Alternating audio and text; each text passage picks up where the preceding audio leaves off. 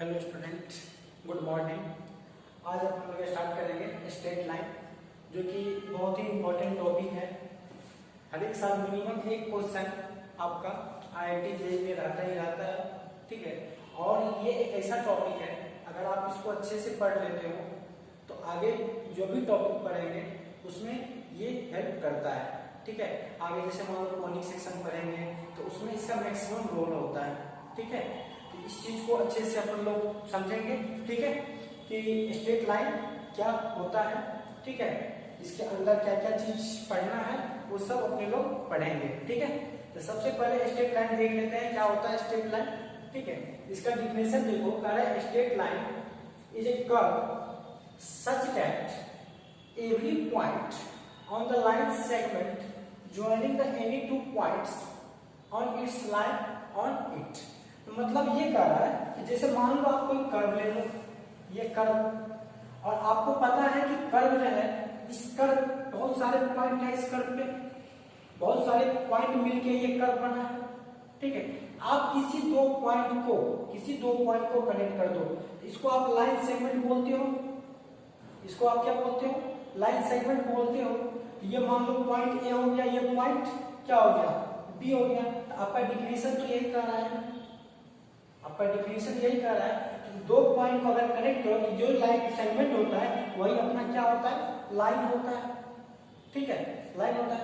अब इसका देखो पोजीशन क्या होता है, इसका पोजीशन क्या होता है। इसका पोजीशन ये भी बोलता है कि पहला ये बोलता है कि स्ट्रेट लाइन जो है passes through the fixed point, passes through the fixed point and has definite direction and make an angle definite line। जैसे मान लो कि आपका ये देखो, ये पॉइंट है, कोई फिक्स पॉइंट है, जो इसका डिफिनेशन है वो क्या है, फिक्स पॉइंट है। ये फिक्स पॉइंट आपका हो गया, ठीक है, ये फिक्स पॉइंट, ठीक है। आपको कह रहा है डिफिनिट डायरेक्शन, मान लो इस डायरेक्शन में हम लाइन ले लिए, ठीक है, ये अपना डिफिनिट डायरेक्शन का लाइन हो गया। कह रहा है कि जो एंगल बना रहा है, एंगल हमेशा पॉजिटिव डायरेक्शन में लेते हैं, एंटी क्लॉकवाइज, ठीक है। तो ये जो एंगल बना रहा है वो एक डिफिनिट लाइन की, ये मान लो एक डिफिनिट लाइन है, इसके साथ एंटी क्लॉकवाइज एक डिफिनिट एंगल बना रहा है, वो एंगल क्या है, थीटा है, वो एंगल क्या है, थीटा है। तो इसका पोजीशन ये भी बोलता है, पहला बात कि डिफिनिट एक फिक्स पॉइंट ले लेते हैं, एक डिफिनिट ये लाइन है, और ये क्या है, ये अपना स्ट्रेट लाइन है, इसके साथ एंगल बना रहा है, कौन सा, डिफिनिट एंगल बना रहा है। दूसरा बात स्ट्रेट लाइन बोलता है कि straight line always passes through two points. सही बात है कि देखो ये एक पॉइंट और ये लाइन पास कर रहा है, straight line always passes through two point, ये भी बात आ गई। चलो ठीक है सर, बट जो पहला पॉइंट अपन लोग पढ़े हैं, ये पहला पॉइंट से अपने लोग को एक चीज और समझ में आ गया, वो क्या है, एंगल ऑफ इंक्लिनेशन। तो देखो एंगल ऑफ इंक्लिनेशन जो होता है वो पॉजिटिव डायरेक्शन में लेते हैं, एंटी क्लॉकवाइज, ठीक है। तो ये जो मान लो इनिशियल लाइन है, ये टर्मिनल लाइन है, ये जो एंगल बनता है, ये जो थीटा एंगल बना है, इसी को अपन लोग क्या बोलेंगे, एंगल ऑफ इंक्लिनेशन। इसको क्या बोलेंगे, angle of inclination of line, ठीक है, angle of inclination of line यह हो गया। जब angle of inclination of line हो गया तब दुनिया वाले बोलेगा जब ये लाइन का इंक्लिनेशन निकल गया तो स्लोप भी फाइंड कर सकते हैं, हाँ स्लोप भी फाइंड कर सकते हैं। तो दूसरा बात सामने क्या आया, स्लोप के बारे में, स्लोप के बारे में फाइंड आया। तो अभी आप देखें कि एंगल ऑफ इंक्लिनेशन, ये देखो ये इनिशियल लाइन है, ये आपका ओरिजिन, ये टर्मिनल लाइन है, ये जो एंगल आपका थीटा बना, ये एंगल इंक्लिनेशन हो गया, ठीक है। तो बट सर स्लोप कैसे निकलेगा, तो देख लो कि जिस दिन थीटा का दिन खराब हो गया और ये थीटा से टेन थीटा हो जाए, उस दिन दुनिया वाले को क्या मिल जाएगा, स्लोप मिल जाएगा। क्या मिल जाएगा, स्लोप मिल जाएगा। तो फाइनली स्लोप को डिनोट करते हैं, फाइनली स्लोप को किससे डिनोट करते हैं, m equal to ten theta. तो it is denoted by m equal to ten theta, m equal to ten theta. पता चल गया slope, angle of inclination definition of straight line. इतना चीज पता होने के बाद जब स्लोप आ गया दुनिया में, तब फिर जैसे आप इस लाइन का इंक्लिनेशन निकाल लियो कि m equal to ten theta, तो दुनिया वाले फिर डिफरेंट बातें करने लगे कि हो सकता है कि मान लो आप जिस लाइन का स्लोप निकाले हो कि स्लोप इस तरह से निकलेगा, तो हो सकता है ना वो लाइन जो है वो परपेंडिकुलर भी हो सकता है, पैरेलल भी हो सकता है, या इक्वली इंक्लिनेशन भी हो सकता है, कुछ भी हो सकता है। तो उस केस में हम कैसे स्लोप फाइंड करेंगे, उस केस में हम स्लोप कैसे फाइंड करेंगे? तो देखो पहली इंपॉर्टेंट बात है, नोट कह रहा है कि इफ जो है line parallel to x axis then slope is.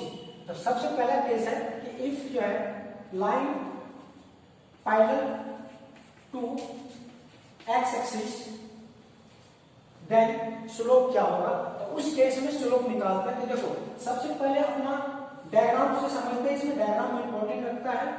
y ये ओरिजिन हो गया। क्वेश्चन क्या बोल रहा है कि पैरेलल एक्स एक्सिस के पैरेलल हम डाल दिए, ठीक है, एक्स एक्सिस के पैरेलल लाइन डाल दिए। अब ये बताओ कि एक्स एक्सिस, अभी एक्स एक्सिस क्या बना रहा है? एक्स एक्सिस से एंगल बनाते हैं पॉजिटिव डायरेक्शन एंटी क्लॉकवाइज में। एक्स एक्सिस अभी 0 डिग्री एंगल बना रहा है, तो एक्स एक्सिस के पैरेलल जो भी लाइन रहेगा वो एंगल क्या बनाएगा? 0 डिग्री ही एंगल बनाएगा। तो यहाँ पे m इक्वल टू क्या हो जाएगा? Tan theta. यहाँ पे थीटा की वैल्यू क्या हो गया? 0 डिग्री। थीटा की वैल्यू क्या हो गया? 0 डिग्री। तो यहाँ पे क्या हो जाएगा? 10 0 डिग्री। 10 0 क्या होता है? 0, ये 0। तो m इक्वल टू 0। तो स्लोप क्या आ गया? 0। कब? जब पैरेलल होगा किसके? एक्स एक्सिस के। कोई दिक्कत यहाँ पे? चलो आगे बढ़ते हैं।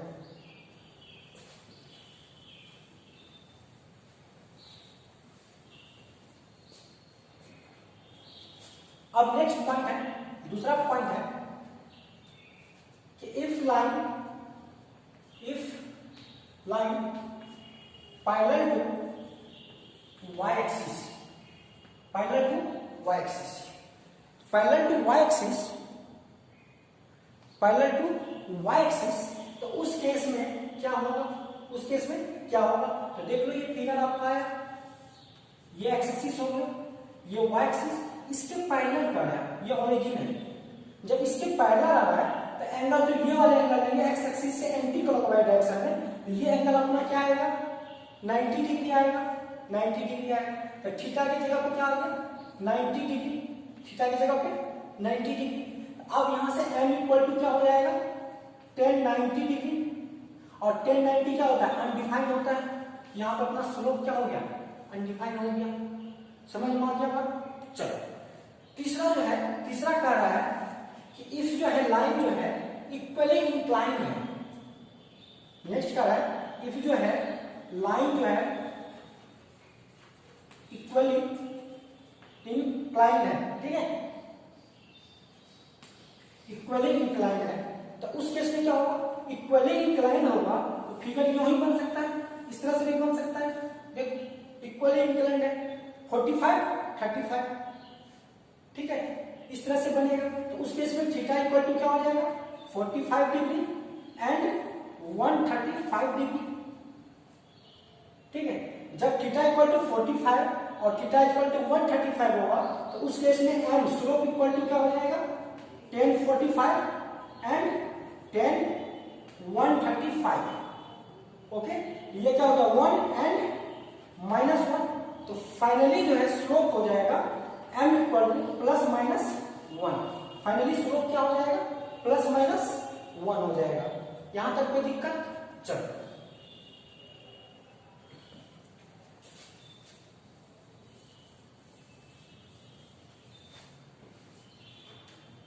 नेक्स्ट, इसका फोर्थ पॉइंट है। फोर्थ पॉइंट है कि चलो सर अभी तो आप देख लिए कि लाइन पैरेलल था तब क्या स्लोप निकला, जब परपेंडिकुलर था तब ये स्लोप निकला, इक्वली इंक्लाइंड था तो स्लोप ये निकला। अगर ये तीनों केस में से कोई केस हो ही नहीं, कुछ अलग हो कि लाइन मान लो इस तरह से दिया गया है, इस तरह से लाइन दिया गया है और इस केस में हमको स्लोप फाइंड करना है, कि मतलब ये कह रहे कि ये एक पॉइंट है और ये बी पॉइंट है, ठीक है, और आपको कोऑर्डिनेट दे दिया गया है, ये x1, ये y1, ये x2 और ये y2, कह रहा है इस केस में जब कोऑर्डिनेट ए एंड बी का कोऑर्डिनेट आपको दिया गया हो और लाइन इस तरह से हो, तो इस केस में आपको स्लोप फाइंड करना है। तो इस केस में जब आप स्लोप फाइंड करोगे तो फाइनली m इक्वल टू हो जाएगा y2 minus y1 upon x2 minus x1। समझ में आ गया? अब ये फॉर्मूला आप यूज करोगे तो आपका इस लाइन का स्लोप निकल जाएगा। ठीक है, अगर लाइन का कोऑर्डिनेट आपको दिया गया हो तो आप इसे फाइंड कर सकते हो। ठीक है, तो स्लोप के बारे में आप समझ गए, ये सब इंपॉर्टेंट बातें थी स्लोप के बारे में। ठीक है, चलो नेक्स्ट हेडिंग भी आप देखते हैं। नेक्स्ट हेडिंग जो है वो है आपका equation of line parallel to axis. Equation of line parallel to axis. The next heading है equation of lines parallel to axis. ठीक है, अब जब उसका करेंगे इक्वेशन फाइंड करो, जब लाइन क्या हो पैरेलल हो एक्सिस के, तो सबसे पहला पॉइंट आता है, सबसे पहला पॉइंट आ रहा है इक्वेशन मांग रहा है equation of x axis. Equation of x axis, तो देखो equation of x axis, equation of x axis क्या होता है बच्चा, वो y इक्वल टू 0 होता है। y इक्वल टू क्या होता है, 0 होता है। बात समझ में आ गई कि y एक्सिस पे x 0 होता ही होता है। चलो दूसरा कि equation of y axis, equation of y axis क्या होता है, x इक्वल टू 0 हो जाएगा। उस केस में क्या हो जाएगा, x इक्वल टू 0। ठीक, तीसरा इंपॉर्टेंट बात है, तीसरा इंपॉर्टेंट बात ये कह रहा है कि line parallel to x axis होगा, तब क्या होगा कि line parallel to x axis. यहां पे लिखेंगे कि line parallel to x axis, then क्या होगा, जब आप एक्स एक्सिस के पैरेलल लाइन डाल रहे हो, एक्स एक्सिस के पैरेलल लाइन डाल रहे हो, तो उस केस में बच्चा देखो क्या होता है कि आप ये फिगर बनाओगे, एक्स एक्सिस के पैरेलल है, ये x हो गया, ये y हो गया, इसके पैरेलल ये हो गया। तो ये जो पैरेलल लाइन डाले हो तो किसको इंटरसेप्ट किया, y एक्सिस को ना, तो लेंथ क्या लेंगे, y एक्सिस वाले लेंगे ना, तो ये वाले लेंथ क्या हो जाएगा बच्चा, y इक्वल टू b। जब line parallel to x axis होगा तो उस केस में y इक्वल टू क्या हो जाएगा, b हो जाएगा। कोई दिक्कत? चलो इसी का चौथा पॉइंट देखते हैं। चौथा पॉइंट ये कह रहा है कि if line parallel to y axis, if जो है line parallel to y axis, ठीक है, तो उस केस में क्या होगा, तो उस केस में देखो बच्चा पैरेलल y एक्सिस पे कह रहा है, ये x एक्सिस हो गया, ये y एक्सिस हो गया, इसके पैरेलल है। ठीक है, तो ये किसको इंटरसेप्ट किया, x एक्सिस को, तो ये जो लेंथ होगा ये x इक्वल टू क्या हो जाएगा, a हो जाएगा। तो उस केस में इक्वेशन क्या हो जाएगा, x equal to a, x equal to a। बात समझ में आ गया? यहां तक आप लोग को कोई दिक्कत, यहां तक कोई दिक्कत नहीं हुआ है? ठीक है, तब आगे चलते हैं। ठीक है,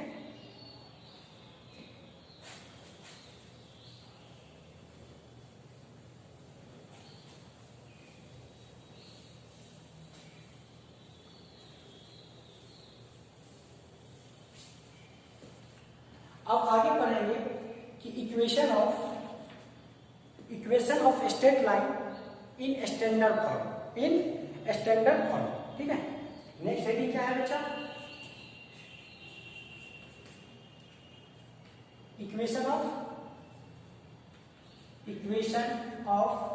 straight line in standard form. ठीक है, अब स्टैंडर्ड फॉर्म में अपन लोग स्ट्रेट लाइन की इक्वेशन पढ़ेंगे, डिफरेंट फॉर्म होता है। तो देखो स्टैंडर्ड फॉर्म में जो इक्वेशन होता है वो पहला इक्वेशन होता है स्लोप इंटरसेप्ट फॉर्म। पहला क्या होता है, स्लोप इंटरसेप्ट फॉर्म होता है। ठीक है, तो पहला मैं यहां लिख देता हूं, स्लोप इंटरसेप्ट फॉर्म होता है। ठीक है, दूसरा जो होता है वो होता है point slope form, point slope form. और तीसरा जो होता है वो होता है 2 पॉइंट फॉर्म, 2 पॉइंट फॉर्म होता है। ठीक है, लास्ट जो होता है, फोर्थ जो होता है वो आपको होता है इंटरसेप्ट फॉर्म, इंटरसेप्ट फॉर्म, ठीक है। फिफ्थ जो होता है वो होता है नॉर्मल फॉर्म, और लास्ट जो होता है वो होता है पैरामेट्रिक या डिस्टेंस फॉर्म, पैरामेट्रिक फॉर्म, ठीक है। तो ये जो स्टैंडर्ड है इक्वेशन ऑफ स्ट्रेट लाइन का, ये 6 जो है इंपॉर्टेंट्स है, ठीक है। इसको एक एक करके अपन लोग पढ़ेंगे विद एग्जांपल के साथ, ठीक है। अब पहला है, जैसे मान लो पहला स्लोप इंटरसेप्ट फॉर्म है, अगर आप ये समझ गए तो इसी से आपका ये पॉइंट फॉर्म निकल जाएगा, 2 पॉइंट फॉर्म निकल जाएगा और इंटरसेप्ट फॉर्म निकल जाएगा, सिर्फ आप एक इक्वेशन याद रखते हो तो, ठीक है। तो इस इक्वेशन को कैसे सॉल्व करेंगे, तो वो देखो पहला है, पहला अपन लोग पढ़ते हैं स्लोप इंटरसेप्ट फॉर्म, ठीक है। स्लोप इंटरसेप्ट फॉर्म, तो देखो स्लोप इंटरसेप्ट फॉर्म होता क्या है। सबसे पहले इसमें देख लो कि ये मान लो एक्स एक्सिस, ये y axis, slope intercept, slope और इंटरसेप्ट दोनों देखो ऊंचाई, मतलब ये वाई एक्सिस को इंटरसेप्ट कर रहा है कितना डिस्टेंस पे, मतलब सी हाइट पे, कितना हाइट पे, ये सी क्या है, intercept of length, intercept of length. यहां पे कोई पॉइंट पी है जिसका कोऑर्डिनेट x, y है, जिसका कोऑर्डिनेट क्या है, x, y, ये ओरिजिन हो गया बच्चा। अब ये देखो, ये इस पे परपेंडिकुलर, यहाँ पे m डाल दिए, अब यहां से परपेंडिकुलर इस पे डाल दो, ठीक है। ये l ले लो, इसको r ले लो, ठीक। और ये जो एंगल बनाएगा, स्लोप लगा हुआ तो कुछ न कुछ एंगल होगा ही, इंक्लाइन होगा ही होगा। ये अगर थीटा एक्स के साथ एंगल थीटा बना रहा है, ये भी थीटा होगा, ये भी थीटा होगा, कोई दिक्कत। चलो अब देखो तो ये लेंथ OM x है, ये भी x हो जाएगा। ये टोटल लेंथ क्या है बच्चा, टोटल लेंथ y, आपको ये लेंथ बताना है, तो ये लेंथ क्या हो जाएगा, देखो ये टोटल y, ये c है तो ये भी c, तो टोटल ये क्या हो जाएगा y माइनस सी, ये लेंथ y माइनस सी आ गया। अब यहां से आप टेन थीटा निकाल लो, तो टेन थीटा इक्वल टू क्या होता है, परपेंडिकुलर अपॉन बेस। तो इस ट्रायंगल से, इन ट्रायंगल आर एंड पी से आप टेन थीटा निकाल लो, टेन थीटा निकाल लो, तो टेन थीटा क्या हो जाएगा, P N upon R N, P N upon R N हो जाएगा। चलो तो पी एन की वैल्यू क्या है, y माइनस सी अपॉन एक्स, ठीक है। ये टेन थीटा को m लिख सकते हैं आप, ten theta equal to m पढ़ चुके हैं, तो फाइनली ये mx equal to y minus C, आप c को लेफ्ट साइड ले आ सकते हो, तो ये क्या हो जाएगा, y equal to mx plus c। यही आपका क्या हो गया, स्लोप इंटरसेप्ट फॉर्म का इक्वेशन, ठीक है, y equal to mx plus c। जब ये इक्वेशन आ गया तो दुनिया वाले जो है पीछे नहीं हटते हैं क्वेश्चन करने से। वो क्या पूछ दिए कि अगर सर ये लाइन ये इंटरसेप्ट सी होके नहीं जाता, अगर ओरिजिन से चले जाता तब क्या होता। अच्छी बात है, देखो अगर ये लाइन जो है पासिस करेगा ओरिजिन से, तो ओरिजिन से जब जाएगा तब सी इक्वल टू क्या हो जाएगा, जीरो। सी की तो लेंथ बचा ही नहीं ना, तो सी क्या हो जाएगा, जीरो हो जाएगा ना। तो उस केस में इक्वेशन क्या हो जाएगा, y इक्वल टू mx। ये कब होगा बच्चा, जब ये लाइन ओरिजिन से पास करेगा। कोई दिक्कत वाली बात यहां तक नहीं है ना। चलो अब इसमें एक एग्जांपल करते हैं। एग्जांपल ये कह रहा है कि find the equation of a straight line which make an angle 15 degree. मतलब एंगल, वैसे देखो बस एक एग्जांपल आपको हम समझा रहे हैं कि कह रहा है कि आप जो है वो इक्वेशन फाइंड करो कि ये जो लाइन है, ये आपका जो लाइन जो पास कर रहा है वो एंगल 15 डिग्री बना रहा है, और जो इंटरसेप्ट कर रहा है वो 4 यूनिट इंटरसेप्ट कर रहा है। तो मतलब एंगल जो है वो 15 डिग्री है बच्चा। तो ये P हो गया, मान लो ये M हो गया, ये R ले लो, ये M। C के जगह पे यहाँ पे क्या है बच्चा, 4 यूनिट ले लेते हैं। C के जगह पे क्या है, 4 यूनिट। और जो एंगल है थीटा है ना, वो क्या दिया गया, 15 डिग्री। थीटा की वैल्यू क्या दिया गया है, 15 डिग्री। तो सर 15 डिग्री दिया गया है तो स्लोप सबसे पहले फाइंड करेंगे तभी तो इक्वेशन अपने लोग का निकलेगा। तो देखो कि m इक्वल टू क्या हो जाएगा 10 15। सर अब 10 15 कैसे निकालेंगे? इजी है बच्चा, 10 15 को आप ऐसे लिख सकते हो 10 45 माइनस 30 लिख सकते हो। तो ये क्या हो जाएगा 10a माइनस b का फॉर्मूला आप लगा सकते हो 10a 10 45 minus 10 30 upon 1 plus 10 45 into 10 30 कर सकते हो। अब ये देखो बच्चा 10 45 कितना 1 माइनस 10 30 कितना 10 30 बताओ बच्चा 1 by root 3 1 by root 3 upon 1 plus 1 into 1 by root 3। तो ये फाइनली देखो तो एलसीएम लगेगा तो ये रूट 3 माइनस 1 और रूट 3 प्लस 1 और रूट 3 कैंसिल। तो root 3 minus 1 upon root 3 plus 1 ये आपका किसका निकल गया 10 15 का वैल्यू नहीं। और इसको सॉल्व करेंगे कैसे? तो देखो इसको कंपाउंड लो एंड डिविजन लगा देते हैं रूट 3 माइनस 1 कंजुगेट या कंजुगेट से मल्टीप्लाई कर दो रूट 3 प्लस 1 मल्टीप्लाई कर देंगे रूट 3 माइनस 1 रूट 3 माइनस 1 ऊपर क्या बन जाएगा रूट 3 माइनस 1 का स्क्वायर अपॉन ए प्लस बी इंटू ए माइनस बी। ये क्या हो जाएगा रूट 3 का स्क्वायर माइनस 1 का स्क्वायर। अब इसको सॉल्व करोगे, जब इसको आप फाइनली सॉल्व कर लोगे तो ये क्या देगा आपको 2 माइनस रूट 3। इसको आप सॉल्व कर लोगे ये फाइनली आपको क्या देगा 2 माइनस रूट 3। तो 10 15 की वैल्यू क्या निकल गया 2 माइनस रूट 3। तो आपका जो इक्वेशन है वो कुछ इस कदर आएगा।